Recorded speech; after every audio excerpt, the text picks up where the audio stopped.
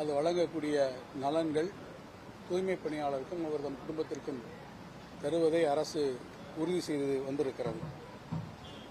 எனவே நம்முடைய மாண்புமிகு முதலமைச்சர் அவர்கள் முத்தமிழறிஞர் கலைஞர் அவர்களுடைய காலத்திலிருந்து தொடர்ந்து இருக்கக்கூடிய இந்த பாரம்பரியத்தை அவர்களும் கடைபிடித்து தூய்மை பணியாளர் மீது அவருக்கும் தனி கரிசனத்தோடு அவர்கள் இருக்கிறார்கள் என்பதை நான் இங்கே உங்களிடத்தில் தெரிவிக்க விரும்புகிறேன்.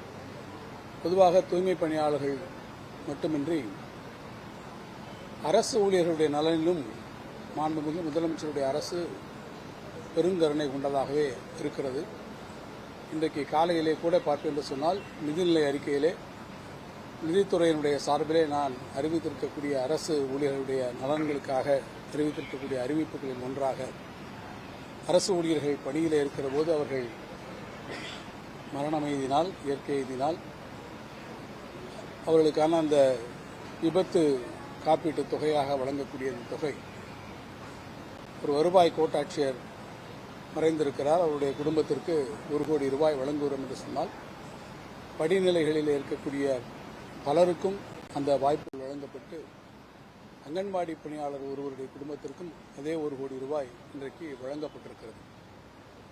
இந்த சூழலில்தான் குறிப்பாக நம்முடைய நான் தொடக்கத்திலே குறிப்பிட்டு சொன்னதைப் போல நம்முடைய தூய்மை பணியாளர்கள் அவர்களுக்கான குறிப்பிட்ட சிறப்பு திட்டங்களை நம்முடைய அமைச்சரவை கூட்டத்திலே நம்முடைய மாண்புமிகு முதலமைச்சர்கள் இன்றைக்கு மேற்கொண்டு அதை உங்கள் வாயிலாக உங்களிடத்திலே நான் இங்கே தெரிவிப்பதிலே மகிழ்ச்சி அடைகிறேன்.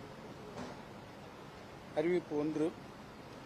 தூய்மை பணியாளர்கள் குப்பைகளை கையாளும் போது அவர்களுக்கு நுரையீரல் மற்றும் தோல் சம்பந்தமான நோய்களால் பாதிக்கப்படுவதற்கு அதிக வாய்ப்புகள் உள்ளன.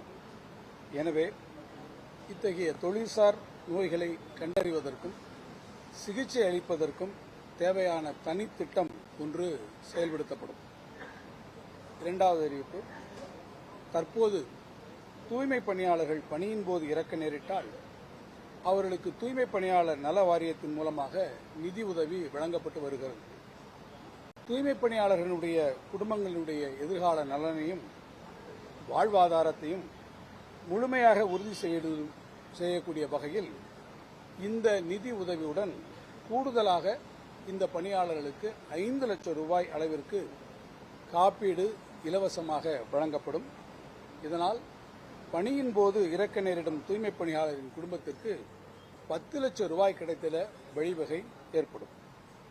3வது அறிவிப்பு, தூய்மை பணியாளர்கள் மற்றும் அவர்களின் குடும்பத்தினருடைய சமூக பொருளாதார நிலையினை உயர்த்திட சுய தொழில் தொடங்கும் போது அத்தொழில் திட்ட மதிப்பீட்டில் 35 விழுக்காடு நிதி அதிகபட்சமாக 3,50,000 ரூபாய் வரை மானியமாக வழங்கப்படும்.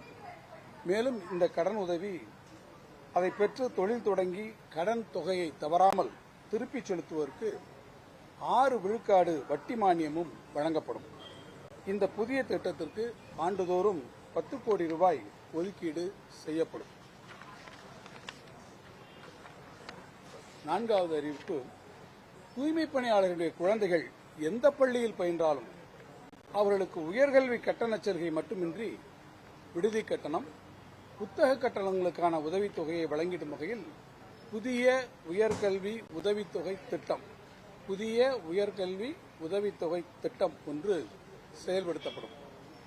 நகர்ப்புறங்களில் அறிவிப்பு 5, நகர்ப்புறங்களில் சொந்த வீடு இல்லாத தூய்மை பணியாளர்களுக்கு வரும் 3 ஆண்டுகளில் தூய்மை பணியாளர் நல வாரியத்தினுடைய உதவியோடு தமிழ்நாடு வீட்டு வசதி வாரியம், தமிழ்நாடு நகர்ப்புற வாழ்விட மேம்பாட்டு வாரிய திட்டங்கள், தூய்மை பணியாளர்கள் வசிக்கும் இடத்திலேயே வீடு கட்டுதல் என பல்வேறு முறைகளின் கீழ் 30,000 குடியிருப்புகள் கட்டித்தரப்படும்.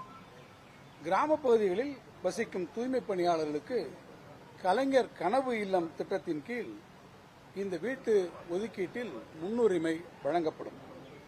6வது அறிவிப்பு, தூய்மை பணியாளர்கள் தங்களது பணியை அதிகாலையில் மேற்கொள்ள வேண்டிய சூழ்நிலையில் காலை உணவு சமைப்பதற்கும் அதை பணிபுரிய இடத்திற்கு கொண்டு வந்து அருந்துவதற்கும் பல்வேறு பிரச்சனைகளை எதிர்கொண்டு வருகின்றனர்.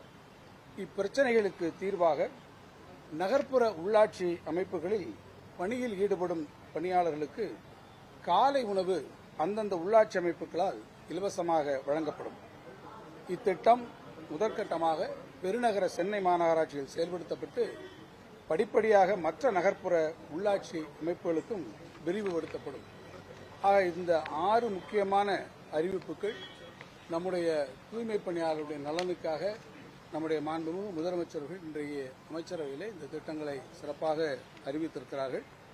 எனவே நான் அரசினுடைய சார்பிலே கேட்டுக்கொள்வது, தூய்மை பணியாளர்கள் உங்களுடைய உணர்வுகளை மதிக்கக்கூடிய முதலமைச்சராக உங்களுக்கான நலத்திட்டங்களை உருவாக்க வேண்டிய, அதை முன்னுரிமை அடிப்படையில் சிந்தித்துக் கொண்டிருக்கக்கூடிய, உங்கள் நலனுக்காக இந்த திட்டங்களை தந்து கொண்டிருக்கக்கூடிய முதலமைச்சராக இருக்கக்கூடிய நம்முடைய முதலமைச்சர் அறிவித்திருக்கக்கூடிய இந்த திட்டங்களுடைய பின்னணியில் நீங்கள் அரசு உங்கள் மீது கொண்டிருக்கக்கூடிய அக்கறையின் மனதிலே வைத்து பொதுமக்களுடைய நலனை கருதி, அதேபோல உங்களுடைய மற்ற கோரிக்கைகளெல்லாம் மனதிலே வைத்து நீங்கள் உங்களுடைய வேலை நிறுத்தத்தை விடுத்து பணிகளுக்கு திரும்பி அந்த பணிகளில் ஈடுபடுத்த வேண்டும் என்று நான் அரசின் சார்பாக மிகுந்த அன்போடு கேட்டுக்கொள்கிறேன்.